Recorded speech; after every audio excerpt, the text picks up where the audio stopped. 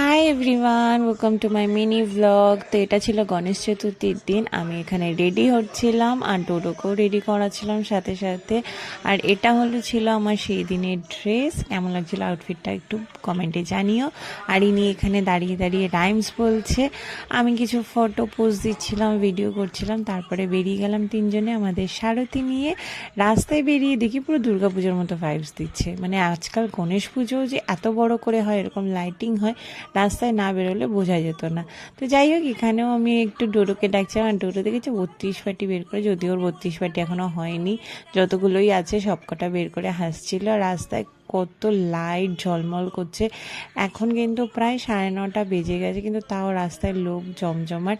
মানে দুর্গাপুজো মনেই হচ্ছিল, কিন্তু এটা ছিল গণেশ পুজো। তারপরে একটা দাদার পুজো করে সাদান মার্কেটের ওখানে, সেখানে গেলাম। আর উনি ওখানে গণপতি বাপ্পার সাথে ফটো তুলবে বলে দাঁড়িয়ে পড়েছিল। তারপরে সেখান থেকে গেলাম লেক কালীবাড়ির ওখানে। লেক কালীবাড়ির সামনে গণেশ ঠাকুরটা কত বড় ছিল।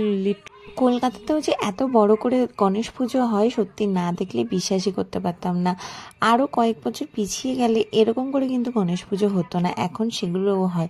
আমরা বাঙালিরা সব কিছুই সেলিব্রেট করি, আর একটু বড়সড় করি সেলিব্রেট করি। যাই হোক, তারপর ওখান থেকে আরও কয়েকটা ঠাকুর দেখলাম রাস্তায় আস্তে আস্তে। আর সব কটা ঠাকুরই ভীষণ ভালো লাগছিল। তারপরে বাঙালির জাতীয় খাবার নিয়ে বাড়ি ফিরলাম। ভালো লাগলে লাইক, শেয়ার, কমেন্ট করো। টাটা।